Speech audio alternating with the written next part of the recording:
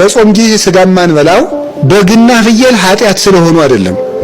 እግዚአብሔር ጾም የሚለን ሲርበን ደስ ብሎት አይደለም። ሌሊት ተነስታችሁ ጸልዩ የሚለን እኛ እንቅልፋተን ስንሰቃይ ደስ ብሎት አይደለም። እንደዚህ ብናደርግ ጠብ የለ፣ ጭቅጭቅ የለ፣ ንትርክ የለ፣ አድማ የለ፣ ሐሜት የለ፣ ነገር ስራ የለ፣ ምን የለ፣ ስርቆት የለ፣ ውሸት የለ። በጸሎታችን ተስፋ የምንቆርጠው ለምንድን ነው ካላችሁም የእግዚአብሔርን ፈቃድ ሳያውቅ ዝም ብሎ የገባ ሰው አገር አጥፊ ነው። ዘመኑን በሙሉ ሲዋለን ነው የሚኖረው። የእግዚአብሔርን ፈቃድ መጀመሪያ ሰው ማወቅ አለበት። ፈቃድ እግዚአብሔር በምን ይታወቃል ቢሉ በመምህራን። አንድ የቤተ ክርስቲያን መምህር ያውቀዋል፣ እኔ ያውቀዋለሁ ማለት ነው። ደመወዝ ይጨመረን የሚል ቄስ ነው እንጂ አሁን እምነት ይጨመረን የሚል ቄስ አለ? ሐዋርያት ግን ተሰብስበው ጌታን ምንድን ነው ያሉት? ጌታ ሆይ እምነት ጨምርልን ነው ያሉት። በቤተ ክህነት ብትሉት በምን ብትሉት መጀመሪያ ምንድን ነው አሁን ብር።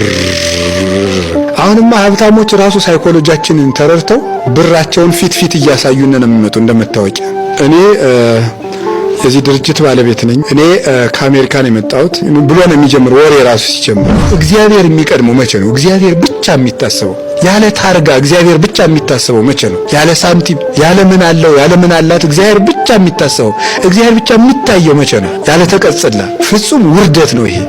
አብርሃም ሳያውቀው ከሀገር አስበልጦ የወደደውን አምላክ እኛ ግን ሙቶልን አውቀ ነው፣ ደሙን አፍሶልን አውቀ ነው፣ ስጋውን ቆርሶልን አውቀ ነው። አሁንም ሀገር ይበልጥብናል። አይገርማችሁም? ዘረኞች ነው። ከእግዚአብሔር ሀገር ይበልጣል። ሀገር እግዚአብሔርን ይተካል። ሀገር ቢጠፋ ከእግዚአብሔር ይጠጋሉ፣ እግዚአብሔር ቢርቅ ከማን ይጠጋሉ? ከእግዚአብሔር ይልቅ አገርን አስበልጠን አገር ጠፍቶ እግዚአብሔር ብቻ ሲቀር ከማን እጅ እንጠጋለን? የእግዚአብሔር ፈቃድ ከሆነ ጎርባጣውም ምቹ ነው፣ ስደቱም ርስት ነው፣ ማጣቱም ማግኘት ነው፣ ውርደቱም ክብር ነው፣ መለያየቱም አንድነት ነው። እግዚአብሔርን ደስ ካለው ሞትንም እንኳ ቢሆን እንመርጣለን። በቃ የሰው ልጅ በሃይማኖት ጸና ማለት እግዚአብሔርና ኃጢአት በየደቂቃውና በየሰዓቱ እየቀረበለት እግዚአብሔርን እየመረጠ ሲጸና ነው። እግዚአብሔር ለአዳም ከሰጠው ከራሱ መልክ እፍ ብሎ ለአዳም ከሰጠው የመንፈስ ቅዱስ ጸጋ የበለስ ፍሬ ይበልጣል አይበልጥም? ታዲያ እንደዚያ ከሆነ እግዚአብሔር ትልቁን ሰጥቶ ትንሹን ለምን ነው የከለከለው? እስኪ የሆነች ንግድ ነገር ጀምሬያለሁ ተፍተፍ ብዬ አንደኛዬን እዚያው ዋለ ልቆርብ እያሰብኩ ነው ይላል። ምን ተንተፋትፈህ ትቀራለህ? መጀመሪያ ለእግዚአብሔርና መጀመሪያ ለእግዚአብሔር ኋላ ለእናንተ። ሰው ሁሉ ደግሞ ዛሬ ምንድነው የሚያደርገው? ሰርቆም ቀጥፎም በልቶ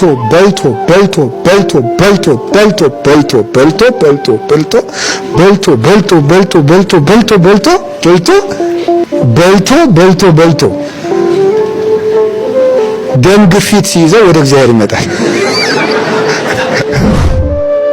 አንድ ነገር ልንገራችሁ።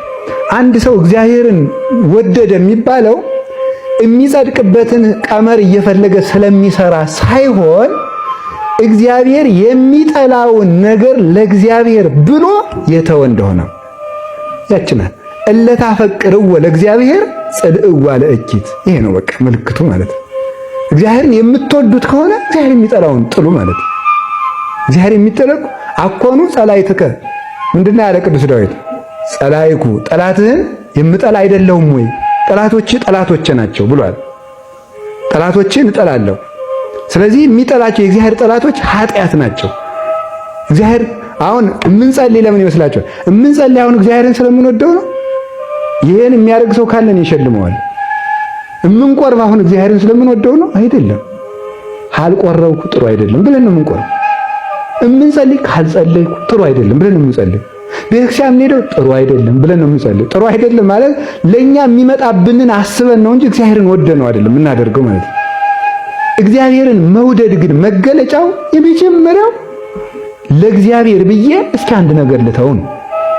ሲያው እንግዲህ ዛሬ ከተወለድን 50 40 20 30 15 ዓመት ይሆነዋል ለዚህ ውስጥ ማለት እስከ ዛሬ ድረስ ለእግዚአብሔር ብዬ የተውኩት ምን አለኝ ብሎ ማሰብ። ለእግዚአብሔር ብዬ የተውኩት ካለኝ ነገር ሁሉ ከከበበኝ የኃጢአት ባለጸግነት ለእግዚአብሔር ብዬ የተውኩት ምን አለ ብሎ ማሰብ ነው በጎ ዋጋ የሚያሰጠው ማለት ነው። አብርሃም ለእግዚአብሔር ብሎ ዘመዶች ሁሉ ነው የተወው። ስጋውን ሁሉ ትቷል። ነውርን ሁሉ ትቷል። ለእግዚአብሔር አለው። ለእግዚአብሔር ማፈርን ሁሉ ነው የተውት። ተገዘርልኝ ሲለው አብርሃምን ማፈርን ትቶ ለእግዚአብሔር እርቃኑን አጋልጦ መስጠትን። ቅዱሳን ለእግዚአብሔር እንኳን ኃጢአትን ክብርን ይተዋሉ ማለት ነው። ማፈርን ይተዋሉ። እና እንደው አንድ እንጨት ብትተውልኝ ምን አለ ያለው እግዚአብሔር። እስኪ እንደው አንድ የምትወዳትን ነገር ያስጎመጀችን ነገር ተዋት። አሁን የዛሬው ትምህርታችን ውጤት መሆን ያለበት እግዚአብሔር ቢረዳን ማለት እኔም እናንተም አንዲት የምንወዳትን ዕፀ በለስ ከዛሬ ጀምሮ ለመተው ቃል ብንገባ ነው። ግቡ አላልኩ፣ ግቡ ነው ያልኩት እንጂ ማለት እያስማልኳችሁ አይደለም ነው። ለራሳችን ግን እስቲ መወሰን በቃ አንድ የምወዳት ዕፀ በለስ አለች፣ ከዛሬ በኋላ ይችን እተዋታለሁ። ተተዋላችሁ? እንድንተው እግዚአብሔር ይርዳን በሉ ነው ያልኩኝ። እንድንተው እግዚአብሔር ይርዳን። አንዲት በለስ ኩራት ያለበት ሰው ካለ ትተዋት፣ ያችን እግዚአብሔርን ስለሚወደው ማለት ኩራት ያለበት ሰው ካለ ሌላም ምን አዘራዘረኝ የኃጢአት ሪፖርት ማቅረቢያ አይደለ ይሄ። ሌላም ጉድ ካለብን እስቲ እንደው ለእግዚአብሔር ብለን ያችን ልተውለት። ይችን በለስ የሁሉ ፀሐይወት ሰጠኝ የሁሉ አጥራጥሮልኝ እስቲ እግዚአብሔር ነው ይችን ልተውለት እንደው ይችን ብለን ማለት ነው። ለወዳጅ ተብሎ እኮ ስንት ነገር ይተዋል እናንተ። ለወዳጅ ተብሎ፣ ለጎረቤት ተብሎ፣ ለወንድም ተብሎ፣ ለአንድ ባለውለታ ተብሎ እኮ ቀጠሮም ይሰረዛል። ለእግዚአብሔር ብለን እኮ አንድ የኃጢአት ቀጠሮ እኮ አሳልፈን አናውቅም። አንድ የኃጢአት ቀጠሮ ፈልገን ተዘጋጅተን እንሰራታለን እንዳታልፍብን ማለት። ለእግዚአብሔር በብዙ ጊዜ መካከል አንድ ጊዜ ሳይኖረን ለኃጢአት ግን ፈልገን ሰከንድ እንኳን እናገኛለን።